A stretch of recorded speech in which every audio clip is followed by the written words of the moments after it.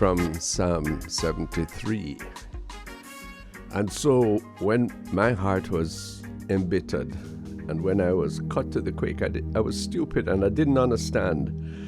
I was no better than a beast in your sight. And yet, Lord, I was always in your presence. You were holding me by my right hand. You will guide me by your counsel, and so you will lead me to glory. For what else have I in heaven but you? Apart from you, I want nothing on earth. My body and my heart faint for joy. God is my possession forever. And so we pray. Where two or three are gathered in your name, Lord, you promise to be with them and to share their fellowship. Look down upon your family gathered here in the studio and across the airwaves. We are here in your name, and graciously pour out your blessing upon all of us. Amen. This is a Bridge 99 FM. We continue to describe to you what a brand new experiment of great pedigree this radio station is, reaching out to the diaspora, to those neglected over long periods of time. Oftentimes we just thought of them as people to send barrel and send remittances, the ATMs of local poverty. We don't think that anymore. It was a contempt in the first instance. Jamaicans are Jamaicans, anywhere they are, whatever pedigree they have, whatever lineage to the country. Whether they've been here or not, if they're just fascinated by the holy exceptionalism of our people.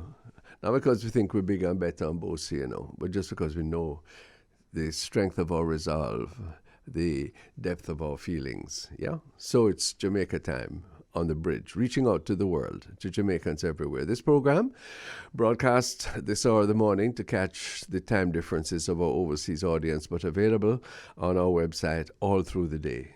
The idea is to give you the best of news of the country, to offer opinion and diverging views on it, and to invite your comment. We listen as much as we speak. The Bridge 99 FM. Our WhatsApp and text line is 876-551-5782, and our studio line is 876-676-4996. We blend the best of the music, the most fashionable of the tunes, and we think the lyrics and the speech provide a conclusion, provide an entertainment, provide an explanation of the best of our land. So join us this morning from 5 o'clock until 7 o'clock on the early rise. Richie B follows, and there's so much more throughout the day. On the Bridge, 99.13579 on the FM dial.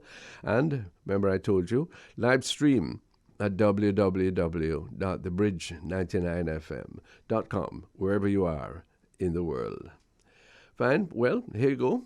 The Meteorological Service of Jamaica forecasts for Monday, January 31st. Have mercy, you realize the month done? Yes? Already? Well, here it is in Jamaica, while we understand and commiserate with those who are dealing with a huge snowstorm in the northeast of the United States, where lots of Jamaicans live. You're waking up this morning to more of the same. Anyway, in Jamaica this morning and this afternoon, we can expect cloudy and cool conditions with intermittent showers and possible thunderstorms across northern and southeastern parishes. I hear people on the street in Jamaica complain, said, cold. They don't know what cold means yet, Plenty of them don't travel, but it is cold. Cool by our standards, yes? And it's nice, crisp and nice, yes. It will be windy along the north coast today. Elsewhere, it will be mostly cloudy and cool.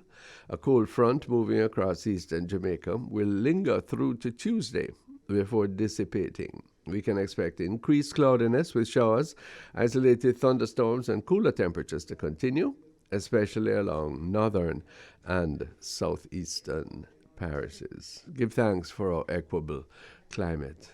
Yes, tourists, come home now if you need a break and you can get a flight, and if COVID concerns can be overcome, come and join us. We'll be happy to share our climate with you. Well, I don't think yesterday the Director of Public Prosecutions, who is a respected lawyer, expressed the opinion, and remember she has complete control over who gets prosecuted and who doesn't in Jamaica, that member of the cabinet, the member of parliament, Mr.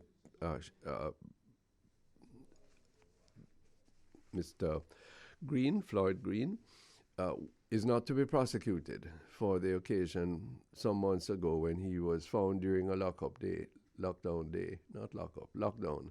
in a hotel celebrating and carousing. Okay, well, she's made that decision. The excerpts of her decision, which were broadcast on television last night, are very unconvincing. But never mind, I wish no ill for Mr. Green at all. I think he made a mistake. He apologized for it. He gave up his post. And that's enough. I don't think he would ever do that again. And he indicated he certainly wasn't didn't mean to be seen as one flouting the regulations, you see. But Miss Llewellyn has done him no favor, because it is going to, the public perception is that politician, member of parliament can do anything.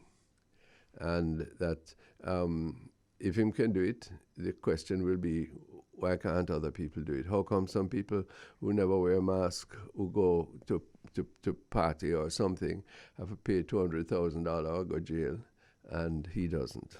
Yes? Nobody wishes him ill, but he has been done no favors. It's going to blight him. And that's unfortunate, because I believe that he has talent and something to give to this country. Yeah? And then saying that the hotel to get prosecute because of them allow it, I really wonder how that's going to work. The News Digest that I have this morning says attorney at law representing our hotel in New Kingston, Peter Champagny, is suggesting that if charges are preferred against his client for breaches of the Disaster Risk Management Act, they are likely to amount to nothing. Okay. All right. He's responding to Ms. Llewellyn's legal opinion. Right. So the former minister, now back a minister, yes, some councillor gentlemen who I don't know, and others are scot-free. No charges can be laid against the four who were captured on video among a group of people at a birthday party at the hotel, toasting to a no movement level, New Movement Day last September. Well, what you say, donkey said the road no level. You know that? And that's not going to help, you see. It's a bad sign. I don't think Mr. Green would be happy at this. He acknowledged, and if I don't wish anybody to be prosecuted, but it would seem to me that it needed a different rationale than the one given. Yeah. Gridlocked by a zone of special operations, a ZOZO, since 2017, residents of the violence-torn West Kingston community of Denhamtown say they are convinced that although the presence of the Joint Security Forces has brought some relief, their loose hold on gangs has left the community still plagued by gun violence more than 4 years later. What the DJs say oddly, oi oi. Yeah, this sentiment comes amid growing concerns among residents that with the declaration of the ZOZOs in 2 additional communities this year, government resources and perennial extensions are bound to run out with no clear resolution to gang conflict in sight. These questions surround the imposition of ZOZOs in Parade Gardens, Central Kingston, and in South Savannah Lamar in Westmoreland. Here's the president of the Denhamtown Community Development Committee, Mr. Gale, is insisting that although the effectiveness of the security measures has been called into question, residents are counting on the measures remaining in effect amid lingering tension from sporadic shootings and murders. But that's the whole point, isn't it? The ZOZO is good, but the ZOZO is only good insofar as you're building back the community and offering opportunity to people so that they don't go into crime. That's not to excuse anybody without opportunity for doing it, you know. But that is the thing. And we will have to recast the entire budget in order to be able to really make ZOZOs have the impact bite that they need. That's the truth. And that's what we haven't been able to do. We've been able to draw some money from Social Development Commission and Jamaica Social Investment Fund and various other things. other programs in order to make a difference in those very specific and very limited communities. But that's not enough. Yes? The main thing that hasn't happened is more jobs. Yeah? And the economy seems to be stalled in respect of providing new jobs, more jobs for people, and the discipline to be imposed in order that people will do the work once provided. There's always that side of it, I never forget that. You can provide jobs, as Pearnel often tells you, and the man says, don't want it. Well, no, that's not an option. You can't be a man or a woman in this country and grow up and expect to live derivative on somebody who is in Slowbucks or Bronx or Long Island or Toronto. It can't be so. You have to do your part if the opportunity is there, and you have to seek out that opportunity and prepare yourself so there's a reciprocal responsibility. No matter just blame government. Government must provide the opportunity, but you have to take up that opportunity now. You can't ball. Yeah, stand up at the street corner and say, hold out your hands to the politician or the policeman or the person or anybody, yes, and say you're a sufferer. That's not good. Yes, that is a wrong mentality. And unfortunately, many elements of our social structure and our political praxis lead people to believe that it can go on so. No, sir, that don't work. So, believe me, social reconstruction in this country, the fight against crime, involves many different elements and is going to be a very difficult task, but one that we have no alternative but to emphasize now. And we're going through the forms, yes, but until the employment opportunities and the development of infrastructure in those crime-ridden communities are attended to, not just in a superficial fashion. Zozo can't mean back-to-school treat, Yeah? Zozo can't mean just... It's very important that the place be cleaned up. Yes, I used to try hard just to have public cleansing, just have the place tidy as a major lift in this people's sense of themselves and their community and their worth and their pride in their surroundings. It was very difficult because the money was always short, and always somebody else had some little pop-off going on in the public cleansing thing, and therefore it wasn't sustainable, So I'm understanding what the people in Denham Town are saying, but what they're saying is extremely important for our future. Yeah. Capri, the very well-regarded research group out of the University of the West Indies and supported by many international agencies, is speaking. And there's a study that has been done that was noted. It had been adverted to by Capri in previous instances, but I saw it under the heading of the University of Technology in the press over the weekend to say that some 40% of households in the Caribbean and in Latin America are short of food as a result of the pandemic. Okay, that's serious, Short of food as a result of the pandemic. Hello, when you're raising the bank fees, brethren, when you are spending money on the big cars and the high life and the everything else, okay? Are you aware of this? And does it matter at all to you, or just because you big and for them small, or they must eat cake? Yeah, that can go on.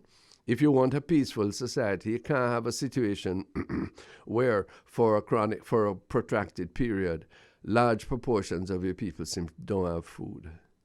I read where one big school in the countryside, is missing 300 of their students now they get back face to face. If you provided proper breakfast and lunch for them, plenty of them would have come out, I keep saying plenty of people followed Jesus for the fish and the bread, and then they were converted afterwards by the purity and holiness of his message. The children need food. Plenty parents, Professor Patterson tells us, can't come to school because they don't have lunch money. And the cheese sticks and the bag juice at the school gate, not against those people who try to make a little living by selling it, but that can't sustain you during the day. And you don't want to have one set of people get blue ticket and another get white ticket in order to get the school lunch. Everybody must be provided for. And the discipline of a locally produced food-based breakfast and a similar lunch is vital for the health of the individuals, for the setting of their tastes, and also for their receptiveness towards education. A whole heap of bad behavior, whole heap of inattention, whole heap of put your head down on the desk and sleep, or your brain listless is because the food not right. And so let's get practical about our lives in Jamaica. In the wake of a fatal crash near Linstead on Saturday, the police have warned pedestrians not to trespass on toll roads. They're so right. Sadly, a gentleman who I respect, Mr. Gordon, the Executive Director of the Solid Waste Management Authority, he was the driver of a car, and unfortunately, this accident occurred. I'm so sorry for the victim. I'm also regretful that a good public servant was so embroiled. Yeah, not Mr. Gordon, I'm sure, but many others who are driving on the road should never have a driver's license because them never take a test good, them never train good to be a driver, and plenty of them, yes, plenty of them are not in a frame of mind or in a condition of body where they should have a license. That's the key thing. And pedestrians have to be trained. When you go baby school, you stand up at the pedestrian crossing, look left, look right, look left again before you make a crossing. And there you go.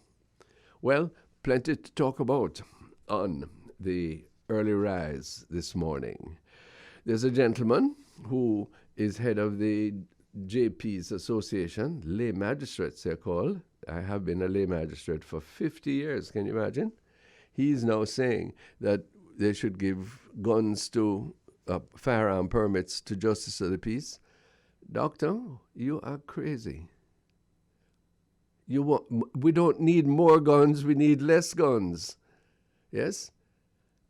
And you should have seen his audience in the telecast that was where he was shown. These are elderly people. JPs should not always be elderly people. I was very young when I was commissioned. But the fact of the matter is that what do you want? You want some kind of Cold War standoff where everybody has a firearm. What is a firearm for, please? It is to kill or to frighten. No, I'm completely sensitive to the fact that many people are endangered. Yes, look at what happened to that Chinese couple in St. Elizabeth. Denied the firearm license. Yes, and then the men come in and just kill the three of them over Christmas. Yeah, maybe they would have been saved if they had a licensed firearm. Yeah, so there will be instances, but we have to settle on these things. But this notion about giving every JP the capacity to own a gun is not a wise one. He said many other wise things in a speech that was recorded over the weekend. But that is not one. That cannot inure to peace. We want to disarm this society, not super-arm it. This is not America. And even then, their Second Amendment rights have been completely misunderstood. That element of the Constitution was crafted when the United States was in its early stages, and where you were talking about the Wild West, where you had no organized, disciplined, trained, armed security forces, and therefore it was up to the individual to make preparations for themselves, particularly those living on the frontiers, against banditry. This is the 21st century. This is the age of technology, of surveillance, of everything else, and therefore mindlessly trying to import those unworkable standards. Look how many people get dead in the United States because there's this proliferation of firearms. Look at the mayhem that comes because they send so much of them guns into Jamaica. Yeah? And you want to have more of them? No, sir. No. That makes no sense. I'm so sorry to disagree with the brother Justice, but that one is a thoughtless. And it's not him alone. I've heard Mr. Delroy chuck with the same thing. What do you want in this society? Détente or peace? I really want to know. So that's very important. Why is it? Answer me now, Bridge Nation. Because plenty of you fly into Jamaica. Yeah? Why is it that air traffic controllers always seem to be so fractious and difficult? They always want more money, and them can't get money. Yes? Well, I tell you. Could we solve that one? Could we be, these are very, very well-trained people, people of great importance, because plane can fly over Jamaica, into Jamaica, out of Jamaica, if they are not on duty. And they have to be very, very acute and conscious in what they're doing. So please settle that one now. Very, very significant. And the Ministry of Finance is to tell the police today what's going to happen with their claims. That one don't settle at all, and that one worries me. Before you go, I really have to take you to the United States. This former President Donald Trump is saying now that if he's reelected, God forbid, if he's reelected, he's going to pardon the people who stormed the Capitol and nearly run a coup upon the United States on January the 6th last year. Eh? So you can threaten to overthrow the very institutions involving the institution of the presidency in your country. And so you say now that because in your lust for power, you are going to pardon them if you are reelected. That alone should disqualify you. You should never get to work again. You should never even be allowed to run for the work again. The sadness is not that this crazed individual should say it, because that is bad enough, but we can't accustomed to for him foolishness. Yeah. This little face to Jamaica man sit down here, and I call him the big president, former president of the United States, a talk foolishness. I'm saying it. Yeah. No, take me up and talk neither. But what bothers me is that there are so many millions in the United States who believe that, who said it's all right. That is necessary. Yes? No. Hello. Let's change the tone now and be respectful. And let us try and be reasonable with each other. You cannot do that. Jamaicans people have manners, but we talk it straight. Remember when Mr. Trump sent one man named Pompey to Jamaica, and he could tell us how we must deal with our relations with Venezuela. And we tell him morning, and we tell him thanks for coming, and pleased to meet you. We now go your way. Yes, we are decent people. We are independent people, and so thank you again, sir. Please see the road to the plane. Tell your man, Mr. Trump, good morning, because we have manners. Even if him don't have manners, go him call us one S-hole country. Remember, the man take liberty with we, and some of our people are suck up to him. No, Bridge Nation. Do better. This is the early rise. When we come back, the Honorable Pearnel Charles joins me. We have so much more to talk about. We're enlightening the nation from our point of view. We'll be even more enlightened with your input. Soon come. Good morning, sir. Good morning, Ronnie. Morning. Yes. And I feel strong. Yes. As you know, I'm in my 86. Wow, my goodness, listen to that. And many people who are in their 40s and 50s are not as strong. So we have to give God thanks. We do. But let me ask you a question. What do you attribute your vitality and your strength to? I know you take a lot of exercise. I don't know about your diet, but I know you're an Adventist, and Adventists have an admirable way of looking and taking food, choosing food. But the kind of hackling that you have had over the years in public life, it's almost surprising that you are as fit as you are. I think that the things you eat, I form a little poem, It's what you eat, when you eat, and how much of what you eat, you eat. How much of what you eat, you eat? Yes. What do you mean by that, sir? That, well, if you eat, let us say you eat X, and you decide to eat 10 portions create load of it. Yes. Don't expect that it not going to find some I place. find it, yes. So it's how much of what you eat, you eat. I follow. Okay, quantity. And what you eat, when you eat. Yeah. Because if you eat certain hours of the night, you still have a problem. It's going to affect you. It does. Right? So, and... but one of the things that we need to inquire into, and I'm doing it this morning, is what constitutes a healthy lifestyle?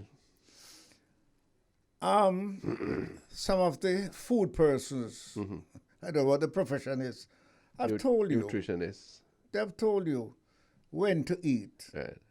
And how much starch, how much protein, how much carbohydrates. You have to take what the body can. Right. So let me follow that, sir. I don't know your background, but I would have thought that going forward, a very easy thing to do and a very purposeful thing to do, just along the lines that you're proposing, is to train our children in what to eat, when to eat, and how much to eat. Yes. Yes? And that is why, if you notice, I am a stock record on this issue of school feeding.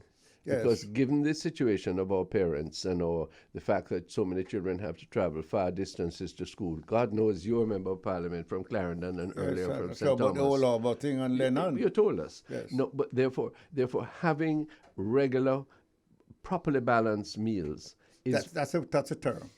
Regular, properly balanced. Yeah. And there is some medical... report on that. So hold on, sir. That means that inures to good health. Yes. It inures to good learning. Yes. And yes. Well, and it creates a discipline too. Yes. In your life. Yes. Now, there's nothing to stop us doing that right now, Mr. Charles. No, but except the availability of what to eat. There are some of us who are living in certain areas who have absolutely nothing to eat that answers the medical thing. Now, let us say a countryman like me. Mm-hmm. When rain fall and peas come in, and rain catch peas, you have bags of grow peas. Yeah. And mama not show you the peas. No. It's pea soup for a long time. Well, not know that. Well, good for you. When daddy planting yam, mama always have some cabbage sucker to stick on the bank. On the bank, yam bank. And so cabbage come in. Yes. Follow me? Yes. Our callaloo come in. You see. Our corn stick. Now, hold on.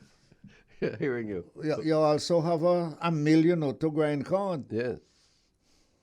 No, you see. Because there comes a time when all you have is corn dumpling. Okay, not do that. Pudding. Well, wait, sir. Pone, actually. Pone. That was 70 years ago. No, but the point is, I am connecting that with a principle that I have, a conclusion that it is in the peasant culture that you describe so often and so well, yes, that we find the strength of the Jamaican people. Where we have broken that down by urbanization, by migration, by all the other forces we know, each having some reason behind them. We don't realize how much we are losing when it comes to the point where the only way you can eat good is go a shop and find money. Well, let's go back to what we were saying. There's still people, particularly not only the rural area. Yeah. Who can only find a banana. Yes, sir. To cook or 2 or 3 bananas. Yes. No salting on it. Salt is in there, but no big pork or big fish. Yeah. Follow me? Because them said that don't help you. Full your belly a banana and drink some water and go to school. Yeah. Follow me? Yeah. So I call in those people and say, listen, teachers, we have to give those children that come in sleeping not because they didn't sleep last night. No. But because they're hungry. Yes, sir. So porridge was prepared for them. Yes. And when they come, they get a bowl of porridge. And many of them are teachers and doctors now. Yeah, and some of them with foreign minds, so with the cornflakes there. Well, but the porridge you want, a porridge we have. Well, no, well, Porridge go full your belly. well, some people will laugh after them, can't tell you what they mean, you know. No? Because some of us who was carrying turn can, coal Yeah. in banana leaf or thing in we bag, Yeah. we couldn't eat it because the boy sick. No? Because him had lovely, what do you call it, light cake. You know what's light cake? Yes, sir. You know what's light cake? What is light cake? The same cake, man, but because it don't have no whole heap of nothing, it light. Okay. Special cake, go on table. All right. So we have to change the values And then. what you drink. The beverage. You had milk, Yes. and we had sugar and water, Sugar. beverage. Yes. What you carry it in? Yes. Where you carry it in? Bottle. A drinks bottle. In your back pocket. And guess how you run go to school, get thing happen. Sometimes you drop and broke. And it's also water you have to drink. Listen to me. But these are things. You know, there's a mantra that I try to introduce in my life, and I recommend it. Live simply, that others may simply live. Yes? And some of the simple ways that we live. Convenience life is not always the best life, you know, sir. We're talking morals and the behavior that draws from morals. When I see some people, who idolize them big house, yes, big house. I live in quite a reasonable size house. Yes. But how much bed you can sleep in at night, sir? Well, Ronnie, how much food you can eat Ronnie, in where one you day? going in my business? Yes, we had. Yes, it was one room for 4 boys. Yes, sir. And the bed was a single bed. And so since all couldn't hold one, 2 head down so and 2 head up. 2 head up so. And we always give them boy the joke. When one man peep in the bed, everybody get wet and say, "Are you?" You. And I say, "I know me. Are you?" And mama have to now come decide who for pants wet up more. And look how you turn good. No, Well- seriously, it no hurt you. It's a pleasure to look back. But you know, I was traveling when I was a minister in Lindsay, and like a guy come up to me and say, "You know me, Mr. Charles?" I said, "No." "Oh, you know," said that the bed that you used to sleep in at Devon, and then me sleep in your bed. How you get in my bed? Miss Rita take me when I was a little boy. Yeah. So when we live, She taking she could not go without having children. children. She took 3 children What a from one. the Community. no, from the school. The children's home. Children's home, right? What a blessed woman. But hold on. She had a problem because one runway. One same nasty no country because boy he bucking toe and on the rock stone and a toe on a rock stone. And mama search for the youth like she's searching for me. Yeah. I said, "Mama, but the guy gone back home yard." She said, "No, him don't have no yard." And she find him. Yeah. And today the guy Yes. will Turn to something. But last thing, Yes. I don't know if this has anything to do. Somebody is waiting to say a lie, may I tell. My father's grandmother, they call Mommy, we felt that she was closely African. And I recall her holding her hand, and there was skin and bone. There was no flesh underneath. She was 105. Mercy. And that was my great-great-grandmother. Grandmother. My mother's grandmother, which was my great-grandmother, was 103. Bless you. My mother died at 103 months, right? So my father had prostate cancer. He died at 85. Yeah. So you have genes. There's some genes Yes, there that's that very good. that could be. What a blessing. What a blessing. No, that's. And I always, Ronnie, put it that I don't consume alcohol. I don't consume the smoking of cigarettes and ganja. And that does not necessarily mean that people who have done that have not lived long too. No, but it's great to these like are living. things that I... Sure, but it's important that we say this, because this is the key thing. Because what are we feeding to our children? because we have radio stations in Jamaica that all they do is push bacchanal and alcohol. Exactly. We have we have we are not clear in our instruction to children. I credit the Seventh-day Adventist Church as a difference in this regard, that says no, this is there is a better way to culture the body as a temple of the Holy Spirit, by what you take in and by what you put out. Now, when we speak of the social transformation of this country, those are the things we must push. Yes. This notion that every man must have his castle.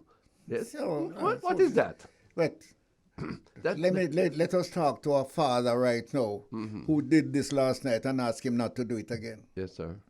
Sit out in what you would call your veranda. Yes, sir. John, light one cigarette can come from my boy. The boy is 7 years old, Yes, you know. yes. And him go and light it, and him have to draw it in him mouth to make sure that the cigarette light. So him take a draw. Sure. And the next time him go, when him buy it and smoke it in the morning and get the habit. Hold on. Yeah? John, bring a rum to come give me, boy. Him throw the rum and taste it, you know. Of course. So get the cigarette habit and right time. from and him 7 or 8 years sir. old. Yes, sir. So father, And that way you do. daddy, stop it. Yes. Stop sending your boy go do these And things. when you go, because when you, it's part of his training. and when you go dance a street Lord. a street corner. Yeah. No. Then listen to this little one. When you put up your 7-year-old daughter now Yes, on sir. a bench Uh-huh. and say, me go and take picture of you, girl. Dance like how you said about dance. Yes. And she bend up her set for you think she going to forget that? Let me tell you a story I told in Parliament. I haven't told other people. You may remember it.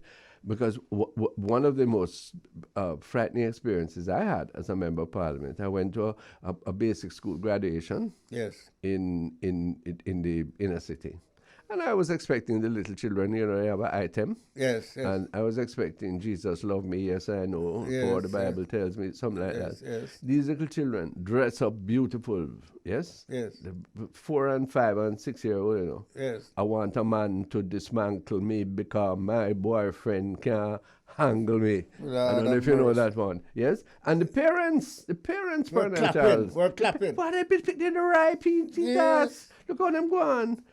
Education. Listen to me, man. Education. But that is why, sir, furthering the subject, we're not changing it. Further into that, when the principal, where is it? Is it Cambridge High School in St. James? Yes. Says that he, after back to school, face-to-face start, cannot find 300 of his children. Yes. Yes? That to me is a national security emergency. If you want a state of emergency to find all the children and get them into school rather than lock them up and torture them. Because that's 300 candidates. I will support you. That's 300 candidates Absolutely, sir. for downtown prison. Absolutely, sir. They can't hold them in country Maypen prison. Cemetery, most of them go in. Exactly. And I carry people with them too. Exactly. Now, when you aggravate that and don't correct it, because we're not correcting it sufficiently, yes, that is what the army must do. Go out and find the picnic them, rather than point gun in a youth face. And let me take a little liquor for you. All right, because there is that man in that community. Yes, sir. That is most influential to mothers, and that's a pastor. Yes, sir. I'm a big pastor. Yes, Listen, go pastor. there. Community Of is course. what You should in be other building- words, I don't see it. The church should have really closed on the weekday No. and open No. a tent. Agreed with you, sir. And open tent in the community. Yes, sir. Because here what the mothers will tell the pastor, not telling the politician. Well, look at that. I agree with you. And Because that's been my experience. Because she know that there is something natural about Sure. God in us. Sure, exactly. You put it very, very well. It doesn't matter whether you're Catholic or you're who. But then, sir, when we know what we should do to depress the gun culture and the leaching into the gangs, now reputed in yesterday's press to be as many as 300 gangs. The numbers increase every time we seem to do some survey or some observation. when we know and will not do, and then you have a respectable gentleman like the head of the lay magistrates in Jamaica, so what you must do is make it possible for all JP to get gone. Have mercy, Mr. Charles. Crooked thinking is a terrible thing, you know, sir. Hold on a minute. I saw this thing on TV. Yes, sir. But I thought they were saying you don't need gun. Me never hear that. No, I'm being funny right there. I understand. Right? But the truth is, we have gone to a place, and this is dangerous, you know, when people now feel they cannot walk or live unless they have a gun. So it's not only the gangster going to have a gun. Yeah. It's the other people who are not gangsters. Yes, sir. Why they carrying gun? Yeah. To meet the gangsters. To meet the gangsters. So you have a gun culture in a gun society. Yeah. What was the movie of the 1950s? Gunfight at the OK Corral. Oh. Gunfight at the OK Coronation. Coronation.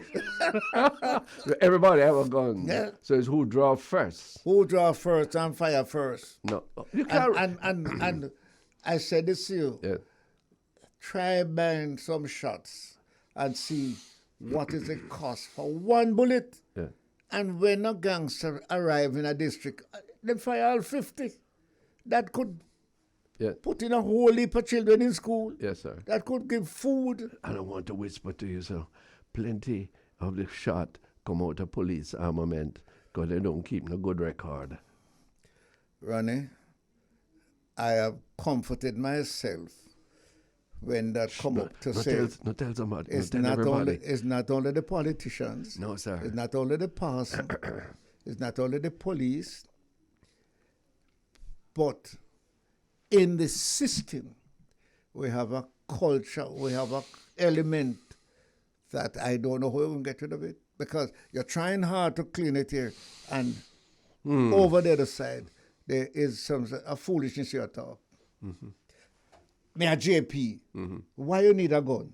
Mm-hmm. And the JP is supposed to be such a man in the community that not even the pastor must be closer to God than him. Mm-hmm. He's supposed to set the standard for the community. Exactly. Yes, and he wants to say that I can only be safe because I may have to give evidence against a criminal, or because I'm exposed to people who come to me and tell me things. I have to be able to defend my life and my property. Well, no, then that speaks, you know, there are a couple of things. When Mr. Bill Clark, remember him? I think he's retired now. Yes. He spoke of Jamaica as a failed state. I reacted so vehemently. We're not a failed state. We must never say that about ourselves, although many of the evidences seem to be upon us.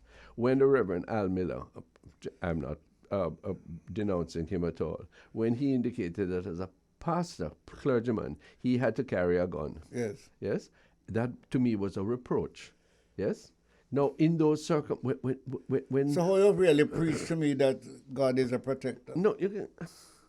I don't know how. To me that I must surrender myself and get the protection of the Lord. That doesn't mean you must be a fool, but it can mean that you feel so insecure in your life and in your soul that you have to drudge a firearm. I can't say that. But then, you see... but then there's another way.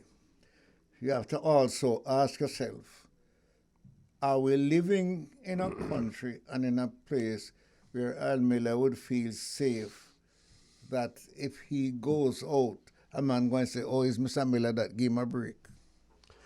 I don't know, sir. Probably not in some places, yeah? But I know that you must not have the psychology to say you're not safe. And if you're preaching safety to me, that's you have to demonstrate to me that. Yes. So there is this chasm that exists between what we say we believe, and what our actions indicate. I'm not blaming anybody. I'm just saying if they don't fit, yes, let us recognize it and do something about it. You know, and it is the social reconstruction and the value elevation of our society that is so related to all of the problems, COVID, corruption, consumerism, everything else, you know. When we come back from the break on the early rise with the Honourable Pearnel Charles, let's talk about some of the events over the weekend, over the last week, that maybe speak to the very same circumstances, the very same moral issues that we've been talking about this morning. Yeah, we don't hold back on this program, you know. It's a bridge, 99. Time for the ordinary people in this country. Time for us to look and see what's going to benefit all of the people, not just some of the people. You know, like you, Pearnel, I have an admiration for the Member of Parliament, Floyd Green. Yes. He made a mistake. He apologized for his mistake. He was penalized for his mistake. Losing your position in cabinet is a very serious thing. Yes. And he ate humble pie. Yes? And I think the majority of people were held back from criticizing him because of the speed in which he pulled himself out and apologized. Two things. You are perfectly correct. He did it the right way. Yeah. Yes? And secondly, the Prime Minister is to be commended because he obviously engineered that. Yes? I hope he did. No, of course he did. Yes, Yeah. It couldn't happen without him saying, yes, this is the right thing to do. I expect it of you, if he didn't invite it. Yes, okay. yes. But no, the director... And he because of doing that, saved himself a large percentage of criticism. Of course. And gained a large percentage of sympathy. Yes. To the point where thousands of people call on the Prime Minister the very week, say, okay, he admit he made a mistake, he has apologized, and we have forgiven him. Yeah. We have forgiven him. I love that spirit. Yes. That's the correct spirit. Yes. That indicates, come on now, let's force it through, sir. That is what indicates proper values and attitudes. Yes? Well, I was criticized, and I won't say who or where, for being in the first 10 who signed that petition and said he admit that he was wrong. Okay. He should not have done it. He has withdrawn, he has apologized, and he has resigned. And it is now up to your conscience if you are a man who prays. So what the hell do you kneel and pray for? And the thing you tell the Lord, forgive you for he forgive you. You have to pray again tonight or tomorrow night. You do it again. Yeah? Yeah. So if you are a prayer man, right, and you believe in prayer, right, and you believe that the Lord forgives you when you sin, you know, right? And you sin again and forget, go say the same thing. You're not ashamed. Yeah, well, you're not forgiven if you do that. That's the point. You weren't sincere. Okay. Now, what do you mean I'm not forgiven if I do that? You know, if you go back and do the same thing all over again. You mean? And you never mean it the first. You never mean your remorse the first time. I don't think you're forgiven. Well, you may be forgiven. Well, I understand. You can be forgiven, but boy, next time around, the Lord going to be hard pressed to forgive you again. But Him says 70 times 7, so let us all try. but hear me now. That's what I was going to say. It's a whole heap of time we say forgive you. True. And we are taking advantage of that. I need it. But God knows. I disturb you from saying what you were going to say. My concern is that in deciding that there is no criminal prosecution of Floyd Green and the other gentleman whose name I don't remember, the councillor, and others who went to this party and who toast the no lockdown day, but them do what them do. Yes. It has done him no favor, because the public are going to see a dissonance between how he has been treated and how they have been treated on the streets. Yes, there have been people in a parish well of St. Thomas who have been fined upwards of $100,000 for doing less than what him do, him admit to do. Yes, now except he took advantage of an exemption clause that is given to him as a member of Parliament. That raises just another question: why it is that members of Parliament had to have this blanket exemption, please, and councillors? Because they're serving the people and have to move around even on the lockdown day. Yes, because I don't accept that. If I'm on official business, that's thing. The exemption clause was never intended to permit what happened at the R Hotel. I don't think so. But having been there and having had it, you can't overlook it. Okay, but the public perception that there's one law for the public perception is that, sir. that is one law for you and one for me. For me. You, because you have it, you come. Yes.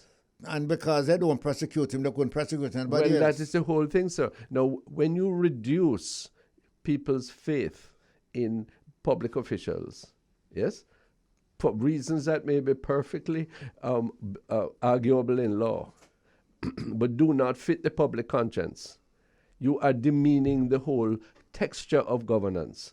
And unfortunately, I don't say this with any bad intention, it is going to haunt Mr. Green. Well, could I tell you this? And this is my investigation and conclusion. Who doesn't deserve that? Before the DPP Act, Right. he was in a better position. Yes. Yes. No, that. Having apologized. You have this remarkable ability to. Having apologized. Yes. Having had the public accept his apology. Yes, sir. Having had the Prime Minister accept his apology and bring him back into the cabinet. He was in a better position. He was in a better position. That's it. So now, coming out to say what she has said, and I'm not opposing it, and I'm glad she didn't say the opposite, but I am looking at it rationally. Yeah, fatuous. It has pushed him back into an era where you, I'm using you as an example now. Yes, sir. You who satisfied with what has happened up to yesterday is now dissatisfied with an addendum that comes to it. That's exactly what we're saying. And so, well, I don't know if we can do anything about it, but I think it is. No, you can't do anything about it, no, because the DPP is final. Final. But no, the point is that we really, really need to order our public affairs in a way that tries to avoid these situations. Because the last thing Minister Floyd Green has one of the most sensitive tasks of governance right now, He's to persuade a skeptical people about the national identification system. Yes. The national identification system has been resisted. Has been resisted as much as vaccination, Mr. Charles. Well, I'm not sure it's not more. Well, look at that. No, because the point is, from a political point of view, when you have one side against it and one side is for, and there's a medium that neither PNP nor JP but against it, because we have exposed certain things to them. The PNP is not against NIDS, but there is a religious side of it. There is a suspicion that is at work here that is very difficult to overcome. Now, why I said they're not against it, and they went to court. No, sir. To overthrow. No. They went to court for two reasons. Yes. One, because there were elements in the original bill that were clearly unconstitutional. Oh, okay. Yes, one. And two, because, and you remember this, Mr. Charles, you were presiding over Parliament. Yes. When, despite a promise that the bill was going to go to select committee. Yes. The PNP walked out. I was one of them. Went back into our chamber, and the government side came in and passed the bill. Yes, despite that promise, and it shouldn't have happened that way. And it turned out that they tripped themselves. They have to come back and do what you said. And they have to go. Come back and send it to a joint select committee. Exactly. And it damages it. It damages Going it. to court. And more people get suspicion. Yeah. That's the whole thing. So we mustn't do it that way. We mustn't take party business and mash up something. So a good something, because let us agree on it. We've agreed on the vaccination, how important that is, and the COVID protections. Let you and I, graduates of the system, let you and I agree that having a national identification system is a good thing. It's a necessary thing. What is the major point of the objection in that? The major point of it is some people base this on the Book of Revelation. Again, the 666 thing, that you're going to have this mark, and that it is an invasion of privacy, that it is going to mean what is it? What part of privacy is invasion? Well, the name, where you were born, when you were born. Okay, but no. What? Couple of things. One, there was a suggestion, it's now been withdrawn, that it would make for optical recognition. Yeah. You could the depth of information and the scope of it that was going to be captured was going to erase any notions of privacy. One, and two, that the information so captured would be porous and would be allowed to be used by the taxman, by the policeman, by forces, anybody. It would reduce you from your integrity as an individual. I don't accept those arguments. Hold on. Okay, go. You have answered my question. Mm-hmm. You have answered. You say you do not.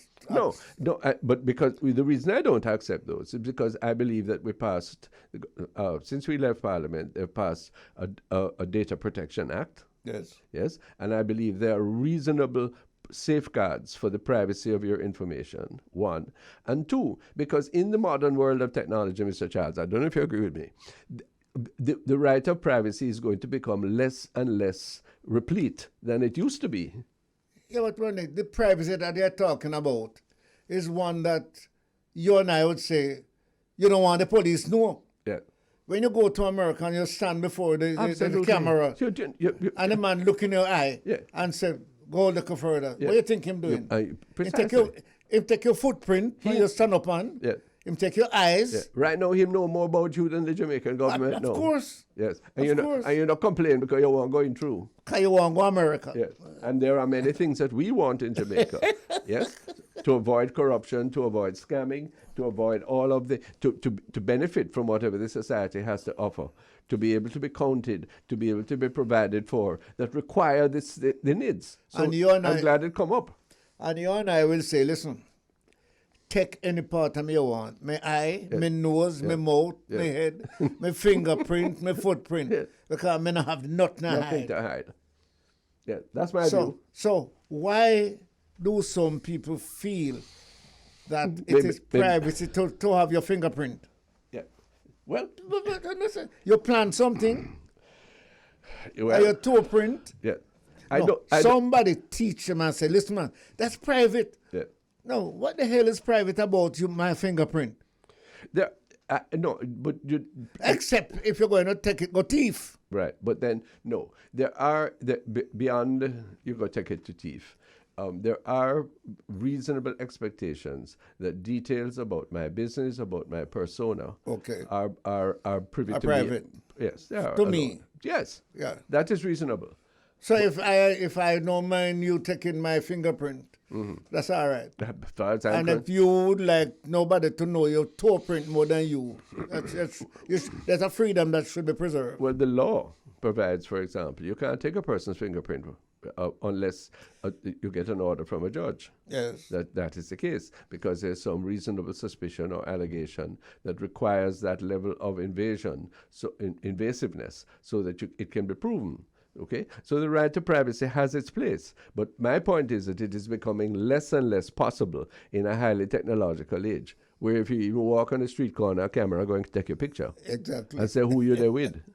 Yes, so that is one. We have to face that reality that we have that modern life has overtaken some of the margins of privacy. Some of the secrets that we thought we had is now very public. Absolutely, but the benefits and the protections that Jamaica has undertaken, both in the data protection law and in the NIDS, in my view, are justifiable.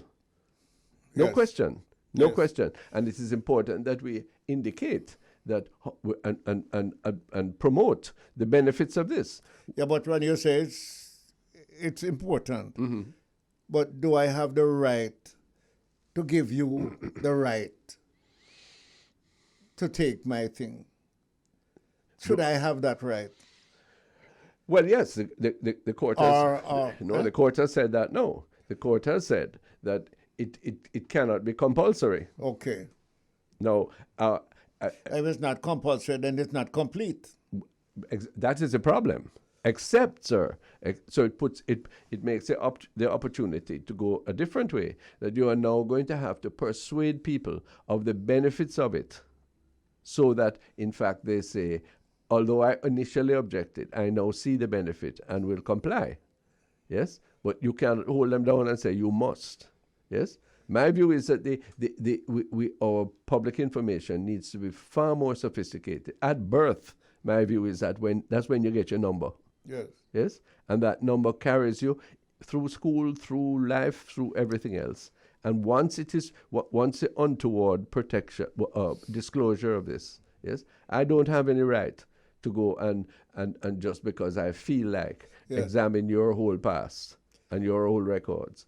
But if there is, if in other circumstances where the public good requires that, then it is important that that information should be there. That's not Big Brother. I was looking at television last night, and I noticed that right around the world, a major part of the world's population is opposed to this vaccination. I see the truckers and the this and the that.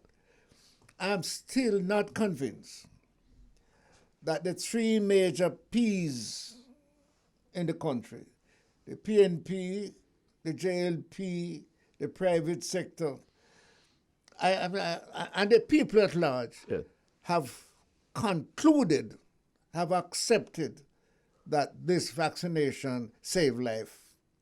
I'm still. No, it's incomplete. There's no doubt.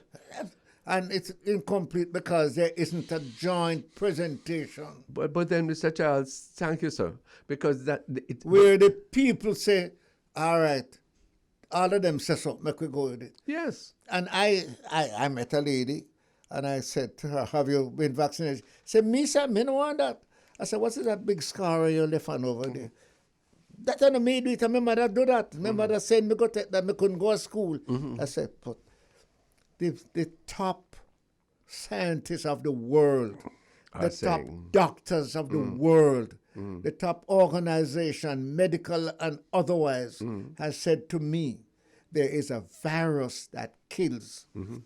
And we have spent billions of dollars, and we have put together something that if we put it in your hand and the virus come, you will present it. And we can't sell that. But look here, sir.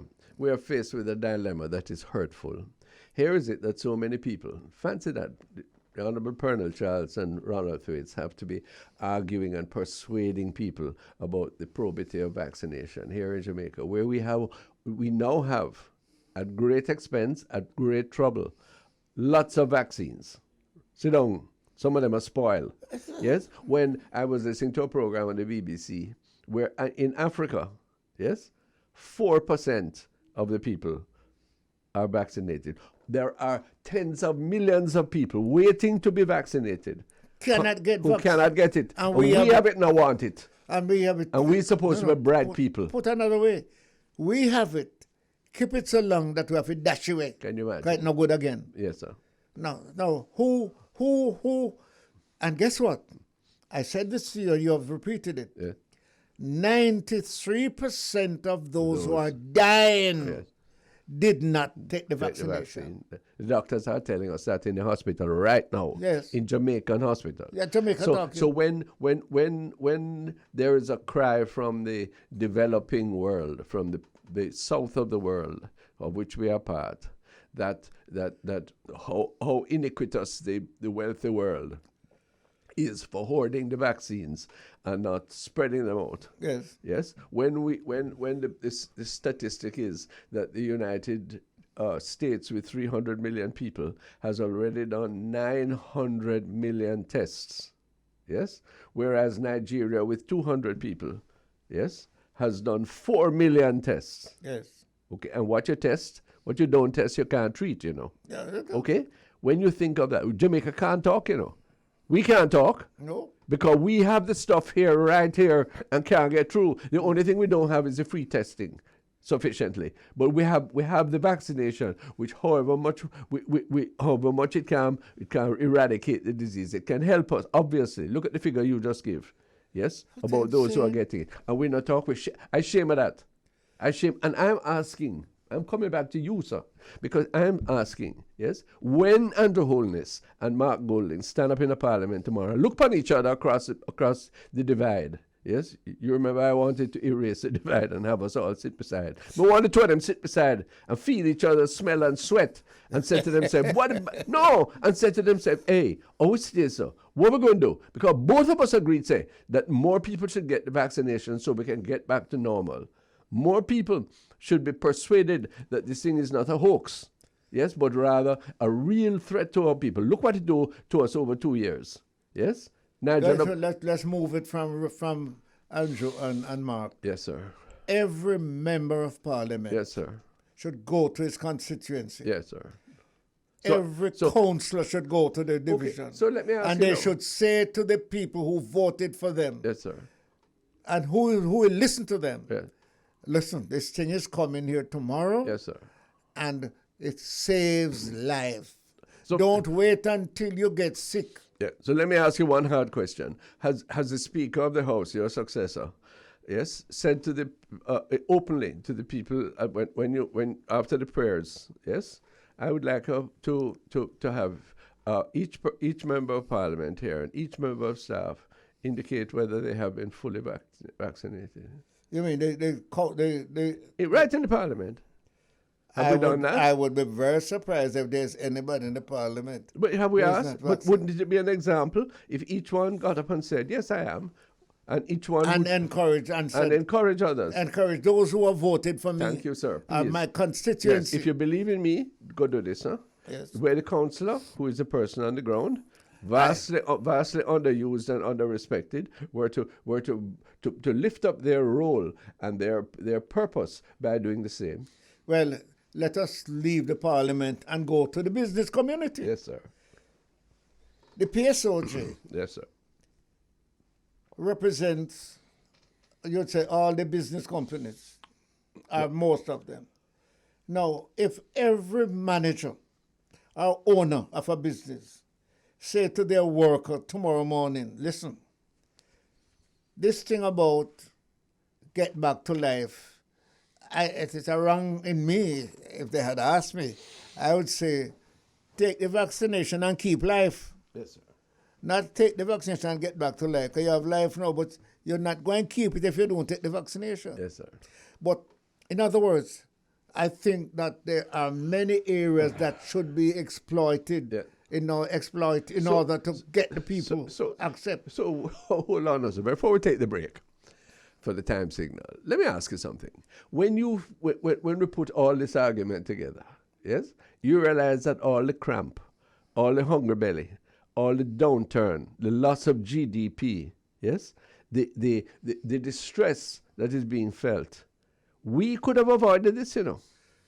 Yes, and somebody just said, you hear the man talking to his wife in bed, you hear them two men, and they never used to say it, you know. No. But don't cuss me now, say saying it. No. Because at least... It's right or wrong. I hear next man, and I just open. Yeah, may I just open, sir? Yes, sir. You can tell me anything about how they me did blind or they made prejudice or me did wicked then. I'm asking you please to put all that aside because all of that is useless. Yes. And answer me. Is it correct what we are saying? No or not? And it is not late. No. Because guess what? You are not yet sick. Yeah. But you are likely to get sick because you have the other one, what? Yeah. Come now. Next one. That Omicron. Right? Yeah.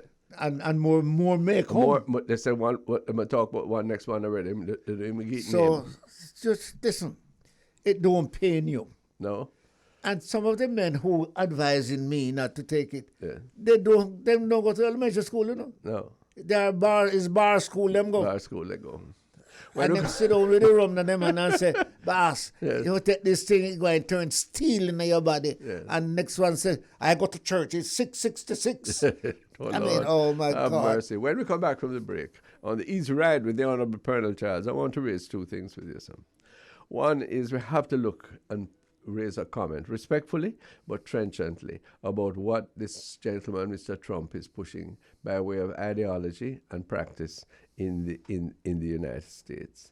And, you know, we really, really have to ask ourselves what is our situation when the authorities are telling us that over 40% of our households in our region, in our country, and elsewhere in the Latin American region are suffering from hunger deficiency.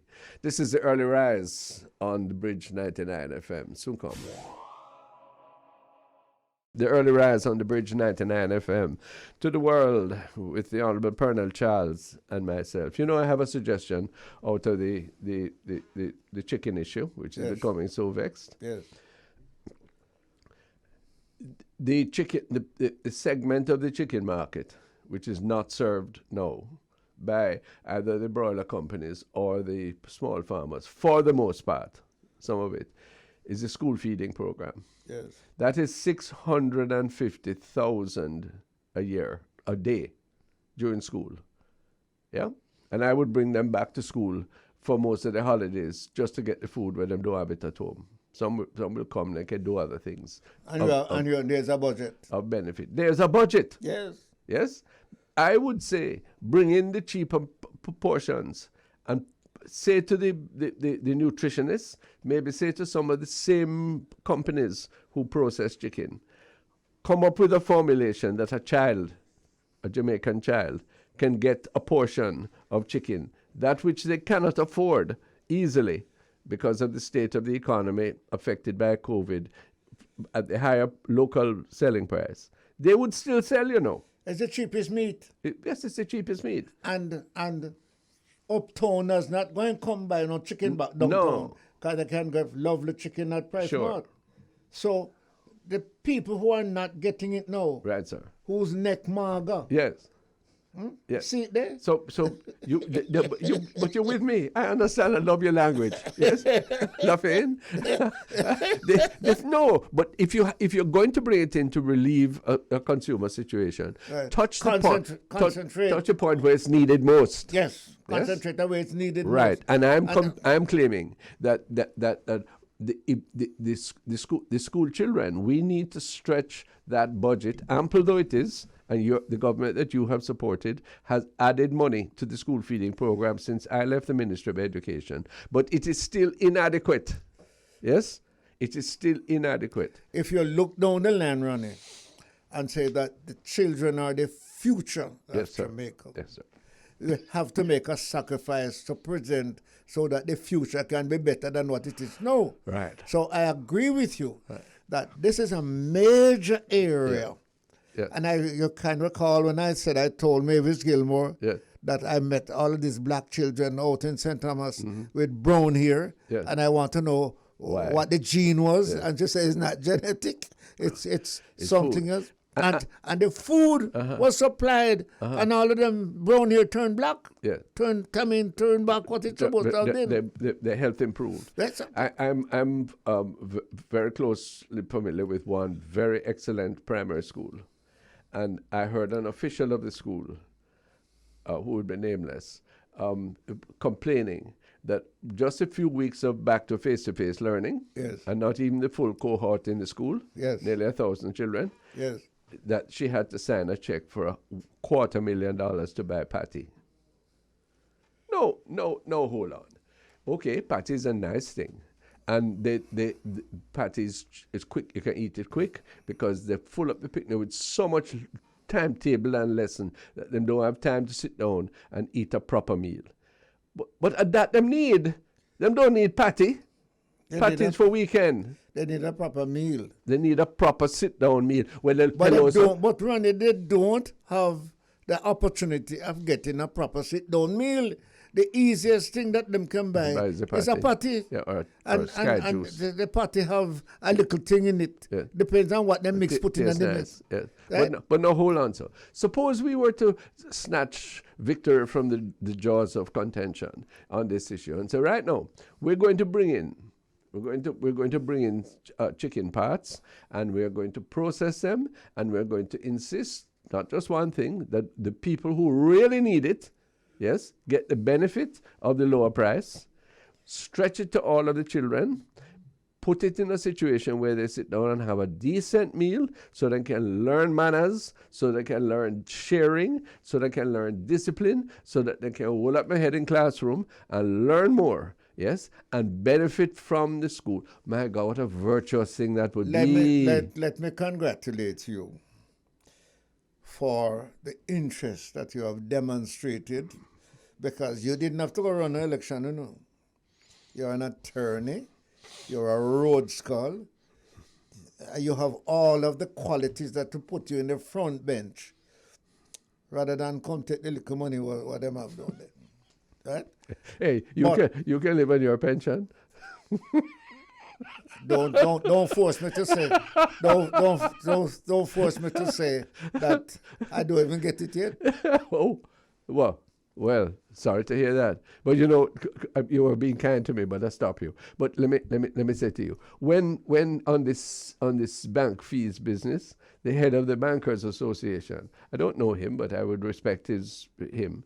Yes, when he says that the bank fees are increasing because they see a strong economic recovery. Where me, sir? Where live? Yes, but he's right. A strong bank economic recovery.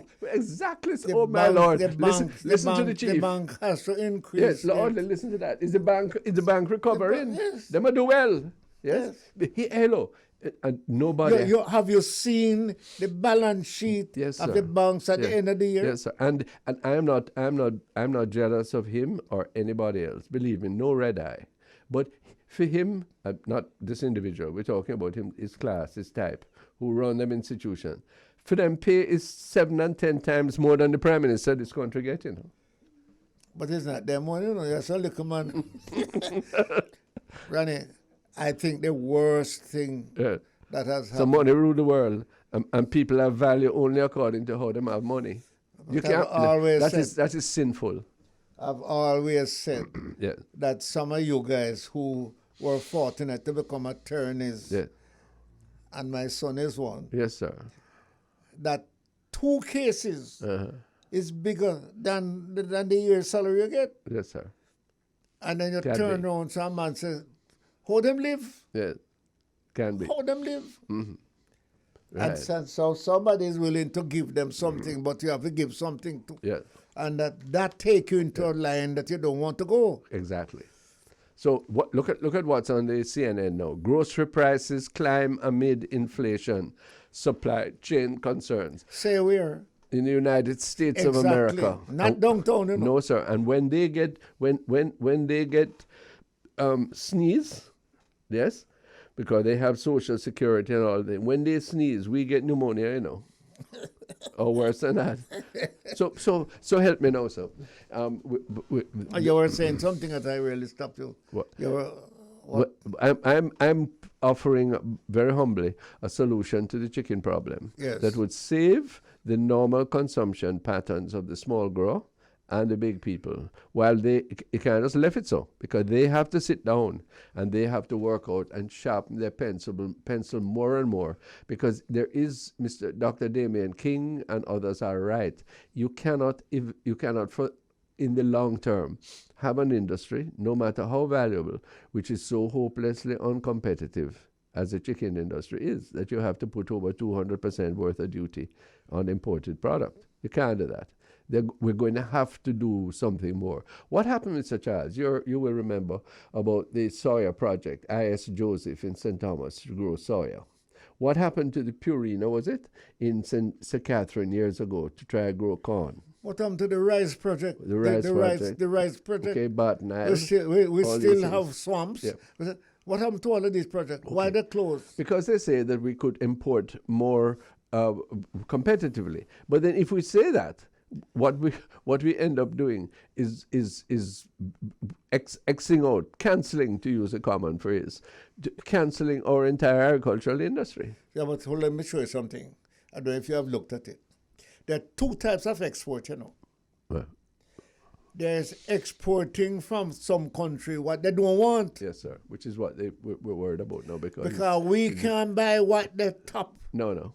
We can't buy chicken breast in the United States. So what do we get? Yeah. We get what them don't want. What left? And it comes here. Yeah. And again, that have 2 or 3 levels. Yeah. And who get the bottom part? Right. The only exception to that is one thing that we really have to know, is oxtail. Because nobody in America did want the oxtail. And the cow foot. And the cow foot. And Jamaica said, make it now as a delicacy even over there. You can't buy it. You can't buy it. Remember you? You told me your New York story. I tell you, the man said, such as you come with you think come talk about cow foot good and cow head and cow tail. We never used to eat those things. No. I said, just strip it and chop it up for me. Yes. Charles, make gourmet out of it. Well, Ronnie, you made a point. What? We have to recognize that we have a generation to prepare for the future. Yeah.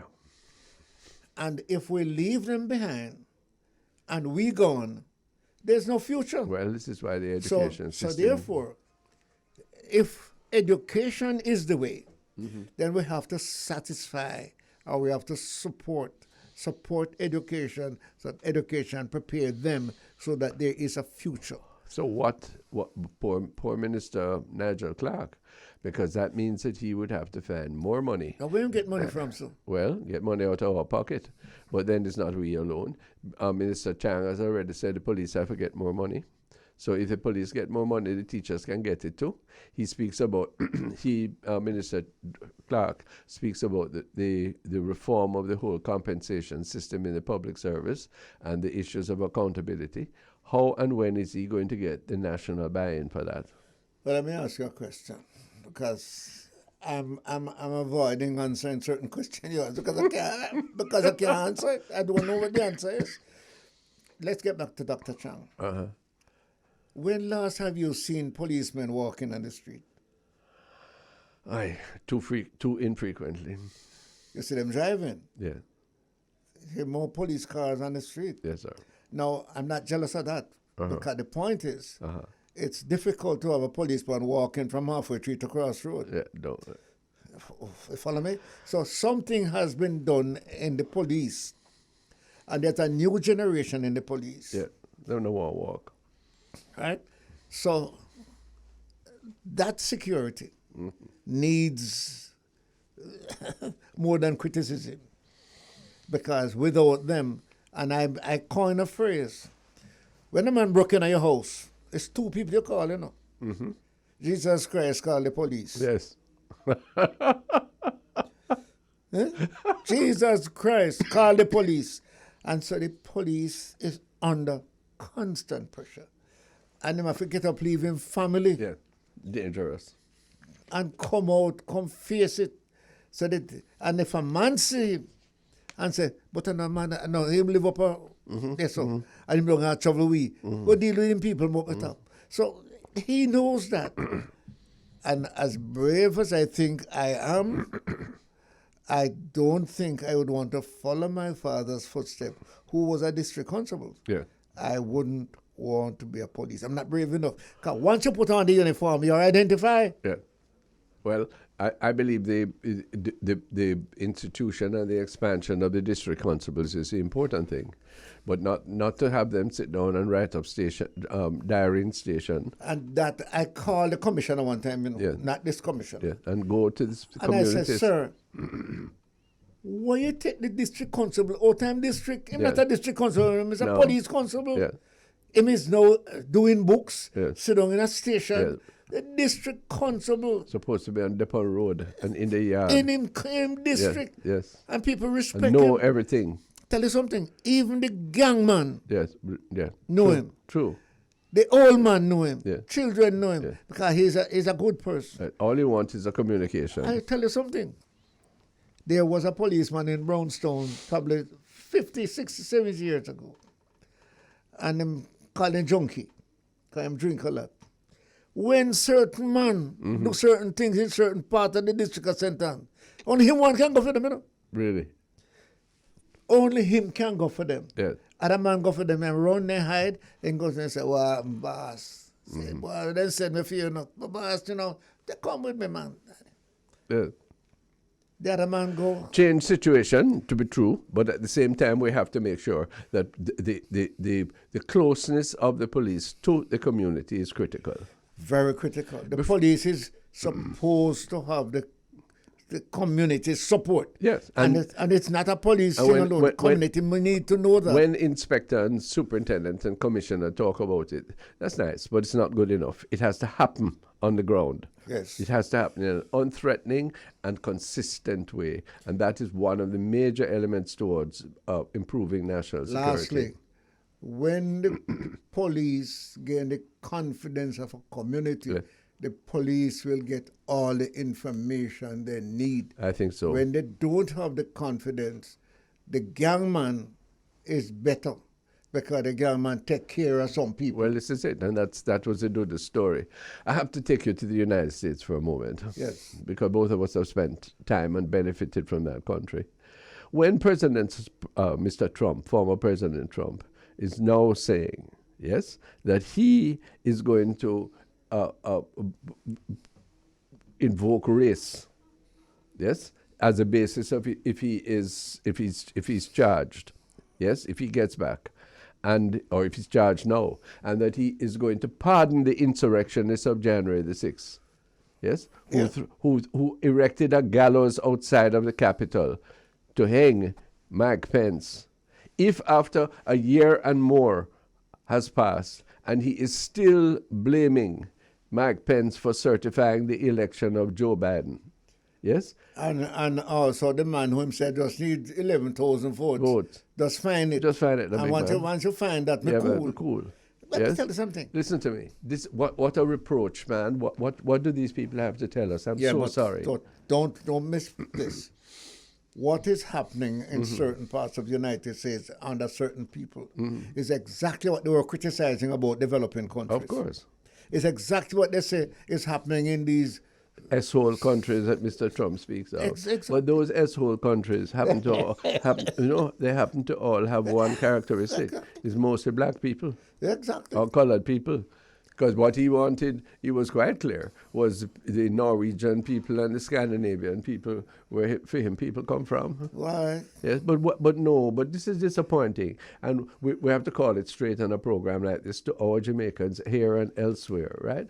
But we also have to say, we're really sorry, that U.S. politics lost, Biden can't get the bill back better through. The vote down the voting rights bill, which would have allowed for some probity. Yes, Jamaica, hello, sir. Please, sir.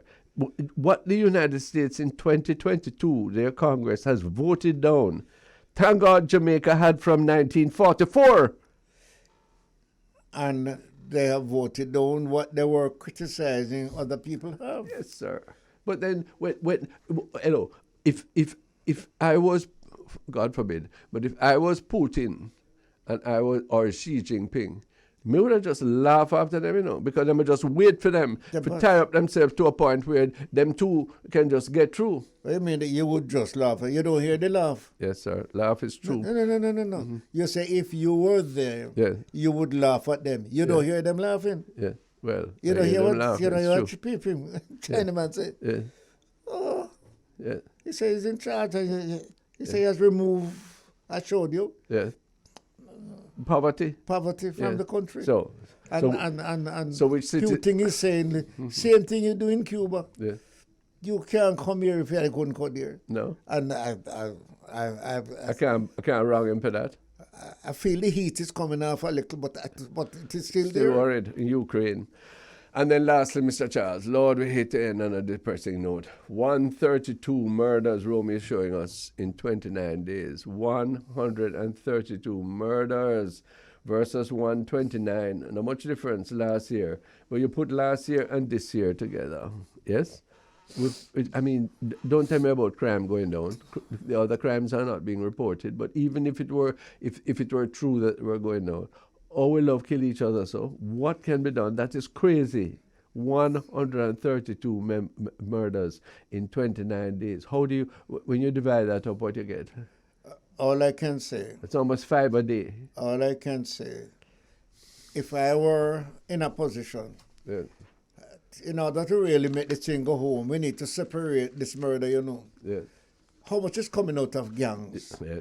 How much is violent? How much is domestic violence? How much is other things? Yes, because if I am correct, and I hear one of the gang leaders say, if him is in Westmoreland, and them only have 50 murder, and Kingston have 75, he might go make it up. the man's going to make it up because them going to have more than we. Now, if that is so, we're in trouble. What is a human? What is in the human heart? And where it reach there, yes? And we are arguing.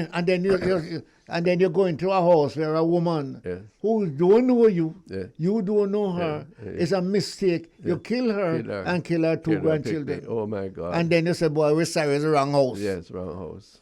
My God. And then, but Ronnie. No, but we're Ronnie. The police has put out a list that they want. Those people are where in this country, you know, where people know them. Yes. And nobody is saying where they are. Well, let's see so what you happens. have mouth, you're not talking. You have eye, you're not seeing. You have ears, you're not hearing.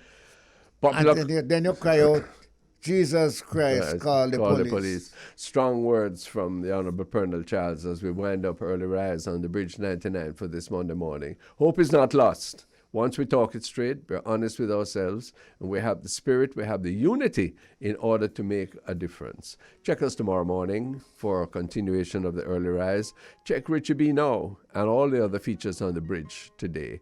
To all those making this program possible, we are ineffably grateful. See you then.